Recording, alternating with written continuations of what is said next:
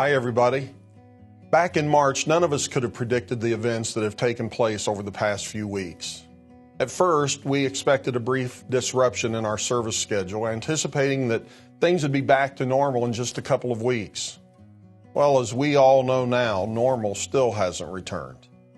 After 2.5 months of online services only, we returned to on-site services back in June. Our services have felt so much different because conditions have changed so much. We have much smaller crowds due to social distancing restrictions. Ministries have been restricted as we've sought to make sure that we're doing our part to provide a safe and healthy environment for everyone. There's no doubt that we're all looking forward to the day when all things Corona are in the rearview mirror. But for the time being, it doesn't seem like that's going to happen anytime soon. We're all aware of that. So much has changed over these past 5 months. These changes have forced most of us to establish some new habits, some new patterns and practices in our lives. Many of these habits are good, but if we're honest, I think most of us would have to admit that some are not. And that's what I want to talk to you about today. I would encourage you to establish 4 habits. These are important habits that will contribute to the ongoing spiritual health in our personal lives, in our families, and here in the church. Here's the first habit. Establish a Sunday morning routine. Most of us had a Sunday morning routine, but we all know that routine has been disrupted.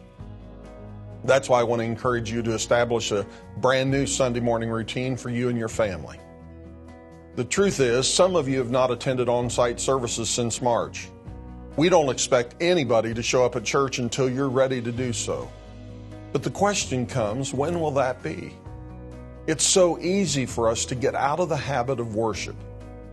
It's a serious concern, I have to tell you, for me as your pastor. My concern is that people will drift from their spiritual commitments.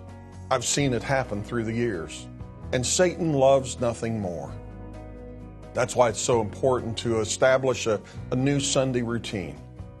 If you're not ready or you're unable to join us in person, you can choose to worship online with us 9:30 in the morning and 11 a.m. Eastern Time each Sunday. If you have kids at home, I hope you'll get up early or at least set up early and engage in one of those services as a family. If a different time works for you, pick a specific time, announce that time ahead of time to your family, and then plan to enjoy the service together. And when possible, try to engage your kids with at least one of the questions that are included in the weekly message application guide that's on our app or also available on the website.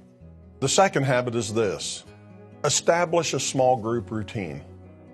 For most of us, our small group habits have been disrupted.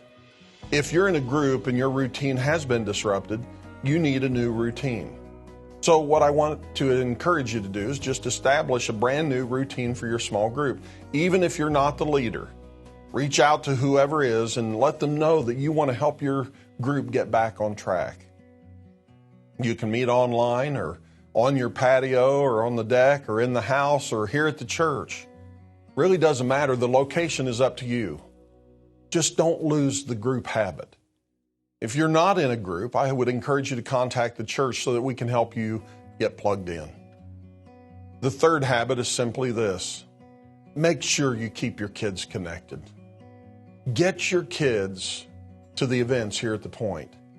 Get connected to the Point Kids and Students pages on our website at gotothepoint.com. If you have middle school or high school students, encourage them to participate in their small group. And the truth is, they're going to love some of what we do, but they won't love all of what we do. There's a simple reason for that. We all know what it is. Because they're kids. But parents, let me tell you something. Whatever you do, please don't make church optional for your kids. We have an outstanding team of leaders who are ministering to your kids online and in person every week. They're doing their best to make preschool, elementary, and middle school and high school experiences exceptional. Don't let your kids miss out by making church involvement optional for them. Please make sure you help them establish healthy, consistent spiritual disciplines at this critical stage in their lives. Here's the fourth and final habit. I want to encourage you to pray. Pray for your church family every single day. Now, I know some of you pray for me, you even pray for the staff, and you pray for our services, and we're all sincerely thankful for that. But I want to encourage you to begin praying for our entire church family, and here's why. Because I'm concerned. First, I'm concerned that we may miss an unprecedented opportunity that's before us right now. And secondly, I'm concerned that complacency and inconsistency may lead to spiritual decline for some. I'm concerned that we'll be so consumed and so focused on what we can't do that we will miss out on what we can do and what we must do right now. I want you to pray that we see and that we seize the unique opportunities that surround us during this unique season. If God answers this prayer, I believe many adults, students, and children will become followers of Jesus. We'll see those who have been Jesus followers in the past remaining steadfast and consistent in their commitments.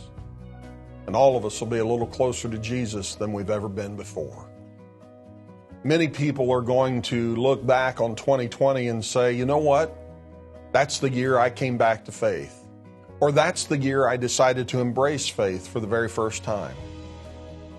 That can happen because we didn't sit around waiting for a reset, and we took an advantage of an upset. We seized those unique opportunities that surround us. I certainly don't want 2020 to be the year that some fell away from God or away from the church because of a shift in routine and priorities. And that's a concern I want you to join me in praying about. So here's the list of new habits that I hope we can all embrace. Number one, establish that new Sunday morning routine for you and your family. Number two, establish a small group routine or create a new small group routine. Number three, keep your kids connected. And number four, pray for your church. If we do these things, we will not only get through this, but we will get through it together and we'll be better for it. So let's begin some new habits. My prayer is that one of these days we'll look back and see that what began as an interruption for the church resulted in greater influence, greater opportunities, and greater impact for the kingdom of God. I pray it'll be so. Thanks for watching.